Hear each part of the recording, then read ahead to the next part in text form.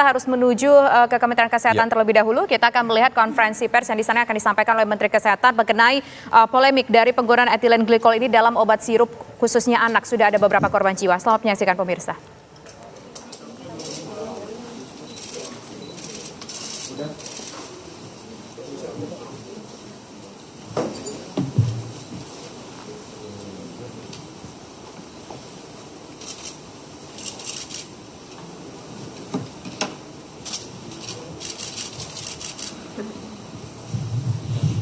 Jadi rekan-rekan wartawan, pada hari ini saya ingin memberikan update lanjutan dari update yang diberikan oleh Dr. Syahrir. Kapan waktu itu, Dok? Ya?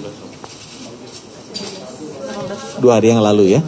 Jadi 2 hari yang lalu kan Dr. Syahrir sudah memberikan update mengenai kasus ginjal akut progresif atipikal. Saya lebih suka pakai bahasa Inggrisnya karena lebih singkat, acute kidney injury gitu ya, AKI. Nah, sampai sekarang kita sudah mengidentifikasi ada 200, telah dilaporkan adanya 241 ya kasus gangguan ginjal akut progresif atipikal atau AKI di 22 provinsi dengan 133 kematian atau 55% dari kasus. Jadi seperti kita lihat di halaman pertama, ya, dan ini terjadi peningkatan mulai bulan Agustus. Jadi teman-teman, meninggal karena acute kidney injury itu normal memang selalu terjadi. Cuma jumlahnya kecil. Sebulan tuh 1, 2, belum nggak pernah tinggi. Nah, kita mulai lihat ada lonjakan itu di bulan Agustus. Naik sekitar 36 kasus ya, acute kidney injury. Sehingga begitu ada kenaikan, kita mulai melakukan penelitian. Ini penyebabnya apa? Jadi di bulan September melihat data-data ini, Kemenkes itu melakukan penelitian ini penyebabnya apa. Ya. Nah, saya cerita dulu yang di bulan September yang kita lakukan ya, sebelum nanti naik ke Oktober. Pertama kita lihat bahwa kejadian ini banyak menyerang terutama balita di bawah 5 tahun. Ya, terutama banyak menyerang balita di bawah 5 tahun. Di halaman selanjutnya kita juga lihat gejala klinisnya apa. Dimulai dengan demam, kehilangan nafsu makan dari bayi-bayi ini ya. Kemudian yang spesifik dengan ginjal, mereka itu tidak bisa ke belakang, ya, anuria namanya, atau buang air kecilnya sedikit, namanya oliguria. Ya, ini kita lihat gejala klinisnya.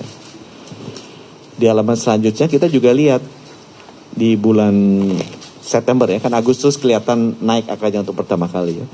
Kita lihat bahwa yang masuk ke rumah sakit itu cepat sekali kondisinya memburuk. Ya. Pada umumnya mereka memburuk, sesudah 5 hari biasanya turun secara drastis.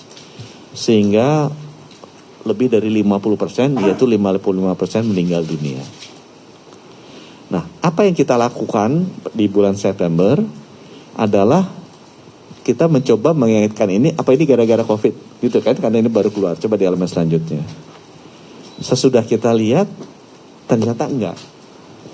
Karena yang memiliki antibodi COVID masih sedikit sekali. Ya. Ada yang bertanya, apakah ini gara-gara vaksin? Untuk informasi teman-teman, di bawah 5 tahun tidak divaksin. Nah, jadi bukan gara-gara ini di September ya, karena kecil sekali gitu ya. Nah, begitu lihat oh ini bukan COVID, mungkin ini disebabkan oleh patogen lain selain virus COVID. Virus COVID kan namanya SARS-CoV-2 ya. Mungkin ini disebabkan oleh patogen lain. Jadi penyakit itu disebabkan either oleh virus kayak COVID, bakteri kayak TBC atau parasit. Nah, 3 jenis sumber penyakit ini disebutnya sama teman-teman di kesehatan patogen. Nah, kita tes secara patologi ya, lab patologi kita cek. Ini disebabkan oleh virus atau disebabkan oleh bakteri atau disebabkan oleh parasit. Kita tes. Termasuk yang sering teman-teman bilang kan, oh ini disebabkan leptospira. Kita udah tes. Ternyata tidak. Karena kelihatan kan? kecil sekali itu kandungan dari patogen di pasien-pasien yang terkena. Sehingga di bulan September memang kita agak bingung juga. Oh, ini ada acute kidney injury, ini naiknya pesat, menyerang anak-anak, sangat mematikan karena persentase naiknya tinggi. Oh, ini bukan disebabkan oleh patogen. Jadi kita bingung deh, ini disebabkan apa September?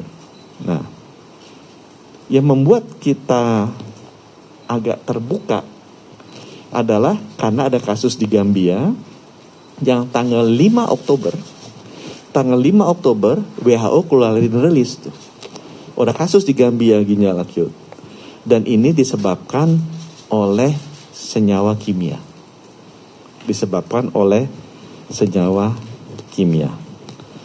Ya, dan senyawa kimianya kita juga udah cek, itu adalah etil glikol atau dietil glikol atau juga satu lagi etil glikol butyl ether.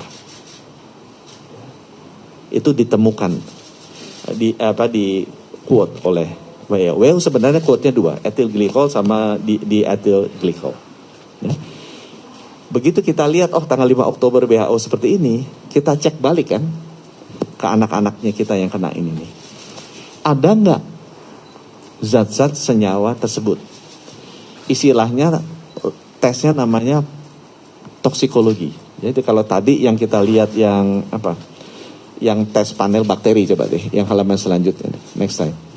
Ini namanya tes patologi.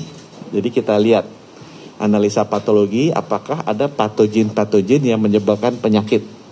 Leptospira misalnya. Oh, ini disebabkan leptospira. Kita bilang enggak, leptospira karena kecil sekali. Enggak ada dari orang yang terkena itu disebabkan oleh leptospira. Atau disebabkan rotavirus, enggak juga, karena kecil sekali. Nah, rupanya memang kita pertama kali di bulan September, dugaan kita ini disebabkan oleh patogen, makanya kita menggunakan analisa patologis, ternyata kurang tepat. Nah, WHO kasih announcement tanggal 5 Oktober. Oh, ini bukan patogen, penyebabnya toksik. Makanya kita lakukan toksikologi tesnya. Nah, kita tes di anak-anak tersebut. Ya, ternyata dari anak-anak yang kita tes nggak semuanya. Sebelum kita melanjutkan konferensi pers yang dilakukan oleh Kementerian Kesehatan, kita simak lebih dahulu azan kumandang maghrib untuk wilayah DKI Jakarta dan sekitarnya. Yang mengandung senyawa kimia berbahaya seperti ethylene glycol atau diethylene glycol atau ethylene glycol butyl ether. Jadi memang kalau dilihat di daftar obat senyawa aktif pasti tidak ada. Karena ini bukan bahan aktif. Ini adalah pelarut tambahan yang memang sangat jarang ditulis di senyawa aktif obat. Dan pelarut tambahan ini sebenarnya juga tidak berbahaya. Tetapi kalau kualitas produksi pelarut tambahannya buruk, dia bisa menghasilkan impurities atau cemaran, dan cemaran itu yang berbahaya. Nah, cemarannya 3 senyawa tadi, ethylene glycol, diethylene glycol, sama ethylene glycol butyl ether. Ya. Nah, berdasarkan logika ini kita cek tuh obat-obatan tadi secara kualitatif. Bedanya kualitatif sama kuantitatif apa? Kualitatif ada atau tidak. Kalau kuantitatif ada berapa banyak, plus berapa banyak. Karena kita mau lakukan cepat, kita lakukan tuh sejak WHO, kita datengin rumah-rumahnya aja, kita lakukan dulu bayi-bayinya, oh ada senyawanya.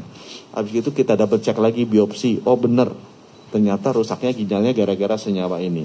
Kita datengin rumahnya kan, oh keber ini, iya coba lihat rumahnya nih, ada nggak obat-obat yang mengandung PIG? Kita ambil semua obat-obat itu ya, kita tes, ada senyawa yang berbahaya ini nggak? Ternyata ada. Jadi sebagian besar dari obat-obatan yang kita ambil ada itu senyawa berbahaya yang namanya ethylene glycol, diethylene glycol atau ethylene glycol butyl ether. Balik lagi kita lakukan adalah tes kualitatif. Jadi ada atau tidaknya. Sebenarnya ada itu boleh, tapi kadarnya harus kecil sekali. Sehingga kalau minumnya banyak, cuma sesuai dengan anjuran dokter sekali atau 2 kali enggak. Tapi kalau minumnya 20 kali ya jadi banyak juga kadarnya. Ya. Kita belum melakukan analisa kuantitatif dan sekarang BPOM sedang melakukan itu. Tapi kita udah lihat kan, oh ini ada nih senyawa-senyawa ini di si anak dan di obat-obatan yang dikonsumsi anak-anak ini yang ada di rumahnya mereka. Gitu kan? Nah, kita tadinya mau meneliti lebih dalam dari obat-obatan ini, mana sih yang benar-benar di atas ambang batas dan berbahaya. Gitu kan? Tapi yang membuat kita kemarin jadi lebih proaktif 2 hari yang lalu adalah karena chartnya Oktober. Ini Oktober belum selesai. Naiknya pesat sekali. Dan pressure ke rumah sakit udah terasa. Jadi rumah sakit KRCM udah mulai penuh ICU-nya untuk anak-anak tuh. Dan yang kita ngeri karena ini kan fatality rate-nya tinggi. Jadi kita mengambil kebijakan yang sifatnya konservatif. Udahlah, daripada nanti lebih banyak lagi anak balita kita yang masuk rumah sakit, dan ini kan fatality rate-nya tinggi sekali. Kita kebayang nih ibu-ibu yang punya anak bayi, apalagi bayi pertama, kemudian harus kena dan wafat. Kita ambil kebijakan konservatif, walaupun belum 100% tahu, kita belum 100% tahu yang mana yang berbahaya dan tidak, tapi kita kira-kira sudah tahu. Kita 75% udah tahu, kira-kira nih yang menyebabkan tuh ini. Nah kita larang dulu. Kita larang untuk diresepkan, dan kita larang juga untuk dijual. Ya. Di apotek-apotek, dan kita minta juga dibantu sama Ikatan Dokter Anak Indonesia, dokter-dokter kalau bisa jangan resepkan dulu. Karena wewenang Kementerian Kesehatan di sana. Kita tidak mewenang untuk memberikan izin atau menarik masing-masing jenis obat, tapi kita berwewenang untuk melarang penjualannya di apotek-apotek yang itu di bawah wewenangnya Kementerian Kesehatan. Dan kita juga bekerja sama dengan Ikatan Dokter Anak Indonesia. Kita minta agar dokter anak jangan meresepkan dulu, karena berisiko tinggi. Ya, sementara ya ada kata-kata baik. Sementara, sambil kita memastikan dengan benar-benar yang mana yang berbahaya atau tidak. Kalau teman-teman bilang, Pak, yang sementara itu jadi membuat rame. Iya, kenapa? Ya karena naiknya itu tinggi sekali. Jadi kalau kita diem, kita tunda nunggu sampai itu pasti, bisa seminggu, bisa 2 minggu, ya hitung aja berapa yang meninggal, berapa sakit. Ya, karena reason dari kemanusiaan tadi, apalagi ini balita ini kan yang harus kita lindungi. Apalagi kalau balitanya dari anak pertama dari seorang ibu, kita bilang, aduh, lebih baik kita ambil kebijakan yang konservatif, kita tahan dulu. Begitu ya kira-kira. Nah 2 hari yang lalu, karena kita belum terarah, kita masih lihat, oh ini semua dulu kita tahan dulu. Balik lagi, kok nambah semuanya ya Pak? Karena kita mengambil kebijakan yang konservatif. Karena kita belum tahu mana nih. Yang kita tahu adalah semua obat-obatan sirup memiliki probabilitas ada senyawa berbahaya. Udah kita tutup dulu semuanya. Nah, semalam kita undang tuh GP Farmasi. Kita undang Ikatan Apoteker Indonesia, ahli farmakologi. Dah, ini kan udah kita amankan dulu kan semuanya. Nah sekarang bisa nggak kita lakukan secara lebih rinci? Kira-kira mana nih dari semua ini kan ada yang benar-benar bahaya, ada yang sedang berpotensi bahaya, ada yang sedikit sekali potensi, ada yang tidak berbahaya. Nah ini gimana caranya supaya sesudah kita tutup semua, kita harapkan nggak ada lagi balita-balita yang masuk, coba kita longgarkan pelan-pelan, gitu ya. Nah tadi malam udah setuju sama teman-teman dari GP Farmasi, Ikatan Apoteker Indonesia, ada juga Ikatan Dokter Anak Indonesia. Yang pasti akan kita buka adalah yang tidak ada pelarutnya. Karena ini kan disebabkan oleh impurities dari pelarut yang namanya polyethylene glycol. Nah itu kita udah setuju. Nah sekarang lagi dikerjakan oleh BPOM.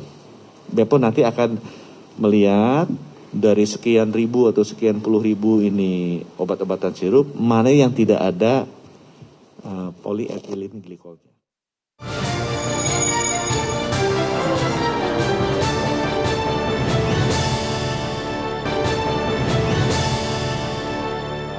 Larang untuk diresepkan, dan yang kita larang untuk dijual sementara jadi mengerucut dulu. Ya, nanti kita akan bicarakan lah sesegera mungkin dengan teman-teman di Ikatan Dokter Anak Indonesia dan juga teman-teman di Ikatan Apoteker Indonesia, di GP Farmasi, untuk menentukan mana yang benar-benar kita mau secara konservatif. Untuk sementara kita bilang jangan diresepkan dulu kepada dokter dan jangan dijual dulu ke apoteker. Ya, sehingga dengan demikian diharapkan teman-teman udah secara kontinu dapat update-nya. Mungkin nanti 2 hari lagi atau hari Senin kalau ada perkembangan kita update lagi. Tapi ini adalah tanggung jawab kami sebagai Kementerian Kesehatan. Itu tadi kata kita lihat di Agustus ada kenaikan, di September kita lakukan penelitian, tapi masih pakai penelitiannya patologis gitu ya, karena kita pikir ini patogen. Penelitiannya membuktikan tidak, leptospira dan lainnya tuh tidak virus-virusnya. Kemudian baru tahu dari WHO di 5 Oktober bahwa di Gambia ternyata bukan patogen tapi toksik. Sehingga kita lakukan toxicology analysis dengan lab. Kita temukan memang senyawa kimia itu ada di darah sang bayi. Kita juga tes biopsi confirm bahwa senyawa kimia ini dengan metabolisme tubuh akan merusak ginjal seperti apa, dikonfirm oleh peneliti-peneliti RCM. Dan kita juga confirm datang ke rumahnya bahwa obat-obatan yang kita ambil dari rumah-rumah para peneliti mengandung senyawa kimia tersebut. Ya, sehingga dengan demikian kita harapkan progresnya akan jauh lebih baik, progresnya akan jauh lebih pasti, dan bisa memberikan ketenangan bagi para ibu-ibu, dan mereka juga mesti tahu cara melindungi anaknya seperti apa. Di sisi lain juga akan memberikan kepastian bagi para industri farmasi, bagi para apoteker, bahwa obat-obatan inilah yang memang benar-benar memiliki untuk sementara potensi membahayakan balita-balita kita. Aku berhenti dulu di sini. Ada Ibu Erlin nggak dari BPOM? Ada ya? Ada Zoom. Bu Erlin mungkin ingin tambahkan nggak? Karena kita bekerja sama dengan BPOM, dengan IDAI, Ikatan Dokter Anak Indonesia, Ikatan Apoteker Indonesia, GP Farmasi. Silakan Bu Erlin. Ya, baik. Terima kasih Bapak Menteri. Yang saya hormati Pak Menteri, Bapak Ibu pimpinan di Kementerian Kesehatan, Bapak Ibu yang hadir, semua yang hadir di dalam forum ini. Terima kasih kami sudah diundang di dalam forum press conference terkait dengan gangguan ginjal di beberapa poin untuk menambahkan dari yang Bapak tadi sampaikan yang terkait dengan apa yang sudah dilakukan oleh Badan POM. Yang pertama, karena masih ada pertanyaan mengenai EG-DEG, ethylene glycol dan diethylene glycol, saya juga ingin menyampaikan kembali bahwa EG dan DEG memang tidak boleh digunakan sebagai bahan baku ataupun bahan tambahan di dalam pangan, di dalam obat. Nah, apakah kemungkinannya ada? Ada kemungkinan karena dia terbawa di dalam beberapa pelarut yang digunakan sebagai bahan baku dalam obat, di dalam bahan baku. Tidak ada sebagai bahan baku, namun sebagai cemaran. Dan yang kedua, POM sudah menyampaikan penjelasan publik sebanyak 4 kali, di 1 sampai 4, termasuk yang terakhir kami juga menyampaikan 5 produk yang ditarik. Ada beberapa hal yang perlu kami klarifikasi juga di sini, Pak Menteri dan Bapak Ibu sekalian, mengenai pertimbangan yang kami sampaikan di dalam poin 4 jelasan publik.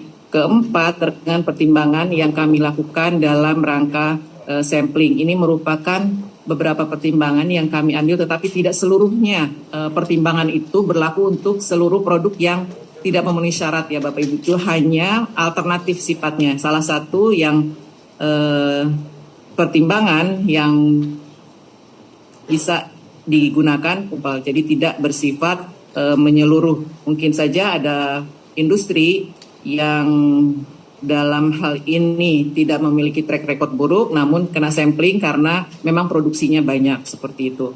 Nah, kemudian juga mengenai ada pertanyaan tentang pengujian mandiri oleh industri, kami tekankan kembali bahwa sebagai di dalam undang-undang tertulis bahwa tanggung jawab industri itu adalah memberikan jaminan memproduksi dan mengedarkan produk obat yang aman, yang bermutu dan berkhasiat. Dan salah satu upayanya adalah dengan melakukan pengujian atau analisis terhadap produk untuk memastikan bahwa produk tersebut bermutu dan aman. Sedangkan untuk Badan POM kami melakukan pengawasan baik yang sebelum beredar melalui registrasi maupun yang sedang beredar melalui sampling dan pengujian. Nah, untuk yang terkait dengan tanggung jawab industri ini, terkait dengan kasus ini, kami sudah menerbitkan surat kepada pimpinan dan apoteker dan penanggung jawab apotik tanggal 18 Oktober untuk meminta industri melakukan pengujian secara mandiri terhadap bahan baku yang digunakan. Kemudian melaporkan kepada kami dan kami berikan batas waktu, kami nanti akan petakan seperti apa petanya dan kemungkinan nanti kita akan melakukan juga tindak lanjut dari peta tersebut. Nah, untuk kepada masyarakat kami juga ingin berpesan menyampaikan edukasi. Yang pertama adalah agar menggunakan obat sesuai dengan anjuran pakai dan tidak melebihi anjuran pakai yang tertera di dalam kemasannya. Kemudian membaca dengan seksama peringatan pada kemasannya, kemudian konsultasi ke dokter, tenaga kesehatan lainnya. Kemudian yang paling penting Bapak Ibu adalah melaporkan secara lengkap tentang obat yang digunakan sebagai swab indikasi kepada tenaga kesehatan. Sehingga apabila ada hal-hal yang perlu kami tindak lanjuti, itu bisa segera kita tindak lanjuti. Kemudian melaporkan efek samping obat kepada tenaga kesehatan terdekat atau melalui aplikasi layanan BPOM Mobile dan eMeso Mobile. Itu juga akan menjadi pencermatan kami, kemudahan kami untuk melakukan tindak lanjut.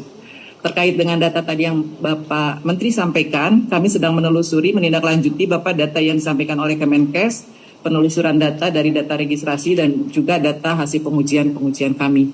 Demikian yang bisa kami sampaikan. Pak Menteri, terima kasih atas waktunya. Terima kasih Bu Erlin. Jadi sebelum nanti kita untuk tanya jawab, saya ada satu tambahan yang saya perlu sampaikan. Jadi begitu kita tahu penyebabnya apa, toksiknya apa, kita mencari obatnya kan, untuk para balita yang udah masuk rumah sakit ini. Sudah ketemu obatnya, namanya Femopizol. Di Indonesia belum ada, jadi kemarin kita ambil dari Singapura, kita hand carry ke sini, kita coba dulu. Karena kita dengar kan, ini bisa antidotnya istilahnya. Kita coba ke 10 pasien di RSCM. Ya, dari 10 pasien di RSCM ini, ternyata kondisinya jadi stabil. Kan biasanya mereka memburuk terus kondisinya kan. Setelah diberi obat ini, sebagian membaik, sebagian stabil, tidak memburuk.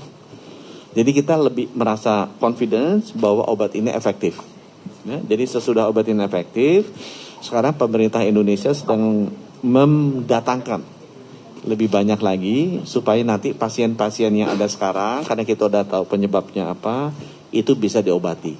Mudah-mudahan ini nanti bisa menurunkan fatality rate-nya. Kan sekarang dari 100 yang masuk 55 wafat gitu kan, 55%. Mudah-mudahan nanti dengan pemberian obat ini yang sudah diuji coba di hari ketiga nih sekarang di RSCM bisa nanti menurunkan. Jadi selain kita cegah sumber penyakitnya, kita juga melakukan terapi dari sisi obat-obatannya.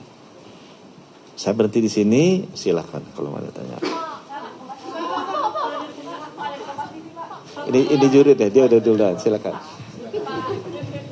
Terima kasih Pak Menteri. Sisilia dari Metro TV Pak bertanya, yang pertama, apakah nanti Kementerian Kesehatan akan menaikkan level ini menjadi status kejadian luar biasa atau KLB? Kemudian yang kedua, terjadi peningkatan signifikan sejak bulan Agustus Pak Menteri, apakah ini artinya memang terjadi kelalaiankah sejak bulan Agustus untuk obat yang diberikan para dokter maupun di apotek? Kemudian yang ketiga, butuh waktu berapa lama bagi Kementerian Kesehatan untuk memastikan obat-obatan ini aman karena masih diteliti? Dan yang terakhir Pak Menteri, bagaimana koordinasi antara pemerintah pusat dengan pemerintah daerah terutama untuk fasilitas kesehatannya? Terima kasih Pak Menteri. Jadi yang pertama tadi status KLB kita udah diskusi, belum masuk status KLB ya. Yang nomor 2 tadi mengenai Apakah ada kelalaian? kita melihat bahwa sebagian dari obat-obat ini atau sebagian besar dari obat-obat ini sudah dipakai sebelumnya. Nah sekarang kita akan rely ke BPOM untuk melihat kenapa ini bisa terjadi, ya kok ini bisa keluar ya. Nanti kita akan ambil kesimpulan sesudah analisa kuantitatifnya keluar, karena BPOM melakukan juga batchingnya, dia cek ini apa penyebabnya, apakah baru keluar sekarang, apakah sebulan yang lalu, apakah 2 bulan yang lalu, nanti BPOM juga melakukan itu. Kemudian yang ketiga tadi mengenai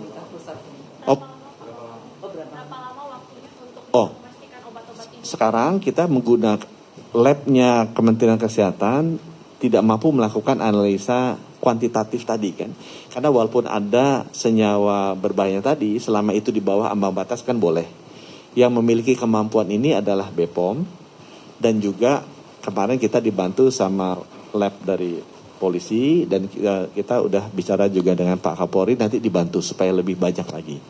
Dan cuma memang obat-obatannya ordernya kalau nggak salah ini kan ada ratusan yang ada di sini ya, itu yang mesti diuji.